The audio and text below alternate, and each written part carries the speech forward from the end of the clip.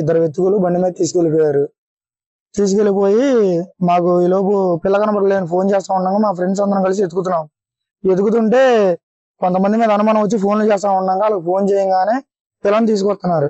తీసుకొస్తుంటే బెదిరించి తీసుకొస్తా ఉన్నాగా పట్టుకున్నాము. పట్టుకుని తీసుకొస్తుండగా పోలీస్ స్టేషన్కి తీసుకొచ్చి అప్పచెప్పిన తర్వాత కొంతమంది మీద అనుమానం వచ్చి చెప్పాము.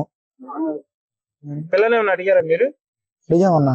ఇప్పుడు ఏంటి కారణం ఏమనుకుంటున్నారు? ఏం జరిగింది అనుకుంటున్నారు? ఆ పిల్లని పాడు చేసేసారన్న. పాడు చేసేసారు. పలానా అది గుడిపేటకు సంబంధించిన వాళ్ళు, కాసానగూడెం అక్కడ వాళ్ళే. ఆ పిల్ల కూడా అదే చెప్తుంది. మనకున్న ప్రాథమిక సమాచారం ప్రకారం ఒక మైనర్ గర్ల్ రేప్ అని చెప్పేసి తెలిసింది. వాళ్ళు విక్టిమ్కి సంబంధించిన పేరెంట్స్ ఎవరైతే ఉన్నారో వాళ్ళు మనకి రిటర్న్గా రిపోర్ట్ ఇస్తారు. ముద్దాయిలు ఎవరన్నది మీకు త్వరలోనే తెలియపరుస్తాం. ఇంకా పూర్తి సమాచారం మనకైతే రాలేదు.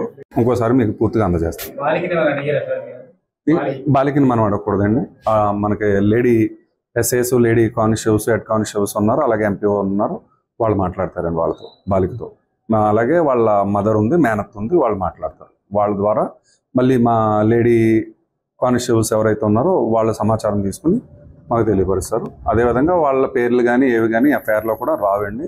మేము అది సీక్రెట్గానే పంపించడం జరుగుతుంది. ఇది ఈ వివరాలు కూడా పూర్తి వివరాలు ఏవి కూడా మేము చెప్తే దాన్ని బేస్ చేసుకుని కూడా మీడియాలో చెప్పిన దాన్ని బేస్ చేసుకుని వాళ్ళని ఐడెంటిఫై చేయగలరు.